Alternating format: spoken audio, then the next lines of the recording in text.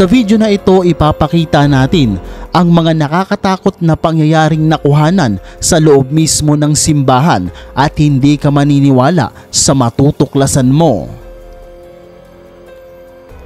Sa video na ito makikita na nagmimisa ang pari at habang siya ay nagsasalita, may isang boses ng babae ang bigla na lamang narinig at humihingi ito ng tulong.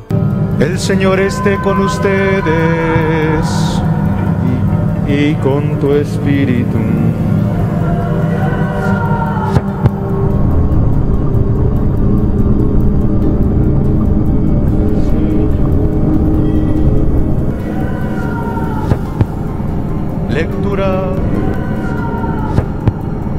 Lectura.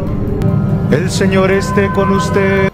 Sa sobrang lakas ng boses, ang isang sakristan ay hindi na mapakali at hinahanap kung saan nagmumula ang boses na iyon.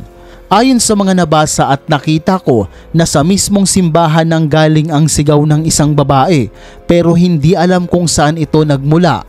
Ang misa na ito ay naganap sa Chihuahua, Mexico at noong 2022 nagtrending ang video na ito dahil sa hindi maipaliwanag na pangyayari. El Señor esté con ustedes y con tu espíritu. Sa video naman na ito makikita na nagkaroon ng isang kasalan at may isang tao o nilalang na pumunta pero hindi naman imbitado. Makikita ang isang lalaking naglalakad sa harap ng simbahan at makikitang paulit-ulit siyang nagsa-sign of the cross. Mapapansin din ang kanyang mukha ay kakaiba sa lahat. Sa isang post sa social media noong September 25 ng El Heraldo de Mexico, hindi ito para sa may hinang loob. Nahuli sa kamera ang umano'y demonyo sa gitna ng seremonyang pangkasal. Ang mga larawang ito ay tumutukoy sa isang relihiyosong kasal na ginanap noong 1993. At alam mo ba, nakamakailan lang nalaman ng mag-asawa na may ganito palang kuha ang kanilang kasal noon. Nang nireview nila ang picture at video ng kanilang kasal, nagulat sila na may isang nilalang na hindi naman kasali sa kasal noong mga araw na iyon. At sino naman daw ang taong maglalakad sa gitna kung may kasalang ginagawa?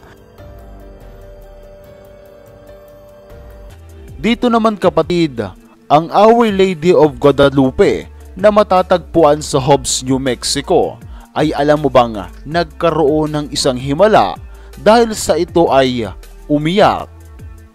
Marami ang mga taong nagtaka at hindi makapaniwala na ang isang estatwa ay nagawang maglabas ng luha. Kuha ang videong ito noon pang taong 2018 at magpasa hanggang ngayon, kilala ang Our Lady of Guadalupe dahil sa ginawang himala nito. Panoorin natin ang video.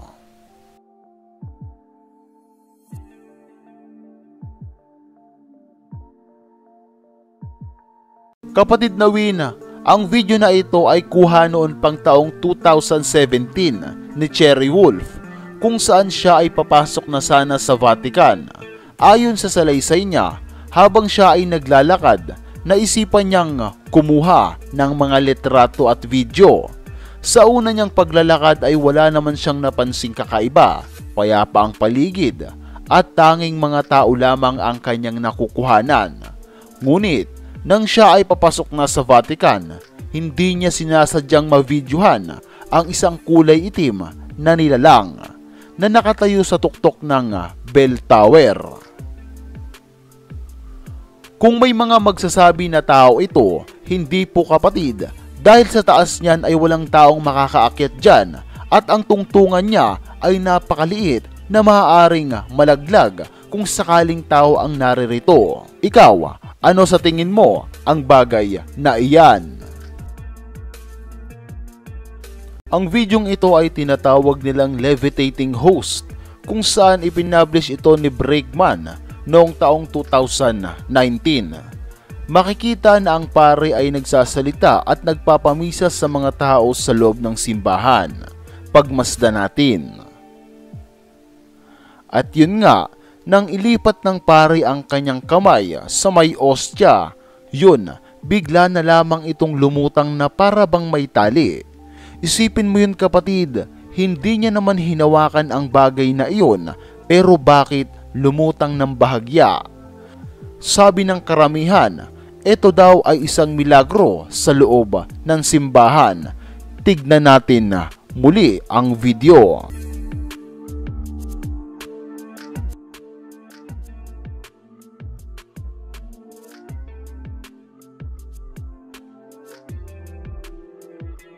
Christ opened his eyes. Kapatid, sa video na ito, alam mo ba na bigla na lamang dumilat ang mga mata ng rebultong ito, kung saan talaga namang ikinagulat ng lahat. Kuha ang videong ito sa Chapel of the Cathedral of Saltillo, Mexico. Sabi niya, balak niya lamang kuhaan ng video ito para may remembrance siya sa pagbisita niya dito o pagpunta niya dito. Ngunit sa hindi inaasahang pangyayari, bigla na lamang itong dumilat. Kuha ang videong ito noon pang August 2016, kung saan talaga namang nagtrending ito sa mundo. Marami ang mga taong napamangha at hindi makapaniwala. Maririnig na nagmimisa ang lahat nang bigla na lamang itong dumilat. Panoorin natin muli.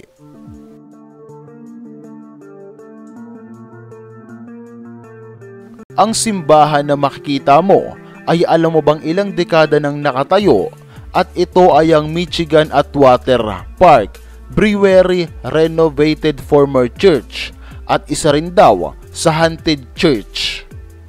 Ipinablish ang videong ito noon pang April 2018 at alam mo ba na pinasok ito ng mga paranormal expert para malaman kung totoo nga bang may nagpapakita at nagpaparamdam sa simbahan na ito. Take note kapatid, itinayo ang simbahan na ito noon pang 1930s at yun nga, naglagay sila ng mga kamera sa loob nito at sa hindi inaasahang pangyayari, may nakita silang isang kakaibang bagay at ito yon. Makikita ang isang mabilis na bagay na dumaan at bigla na lamang nawala, para bang sila ay pinaglalaruan.